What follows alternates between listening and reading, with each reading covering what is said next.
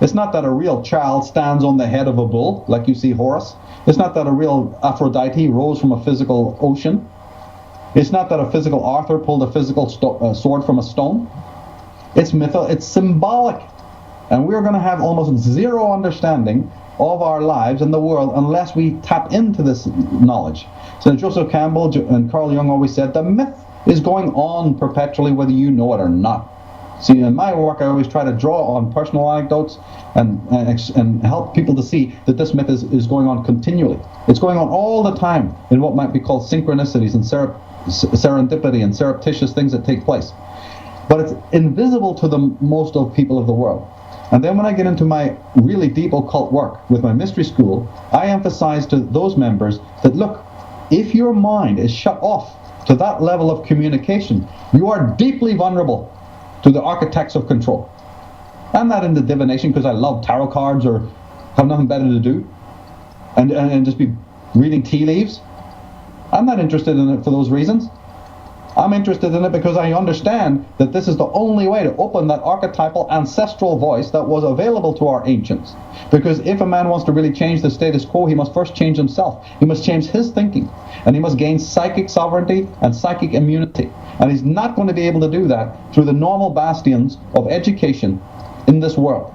Nor is he going to be able to do it by talking to his mates down at the pub and watching the blinking TV. He's going to have to enter in, whether he likes it or not, to a whole world that has now been appropriated and plagiarized and cannibalized by the very controllers that we've been discussing, and I discuss and reveal and expose in my work. And if it's good enough for them, it's good enough for you, and it's only people's own ignorance that stops them from doing this.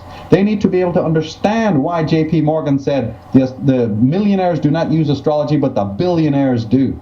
Wink, wink, nod, nod, nudge, nudge. He's letting you know why they have the power that they have.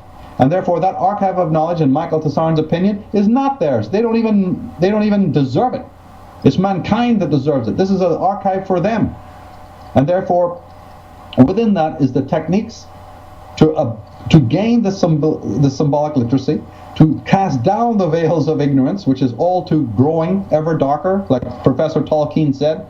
The shadow of Mordor is spreading throughout the world, is casting its shadow over the minds of every human being.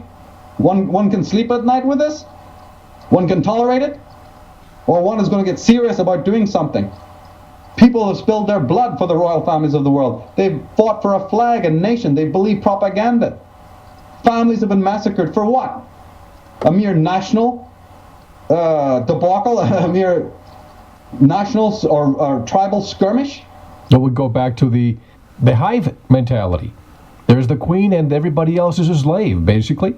Right. And yet people, right, well, exactly, but people have gone out there and willingly shed blood for these demiurges, these demagogues.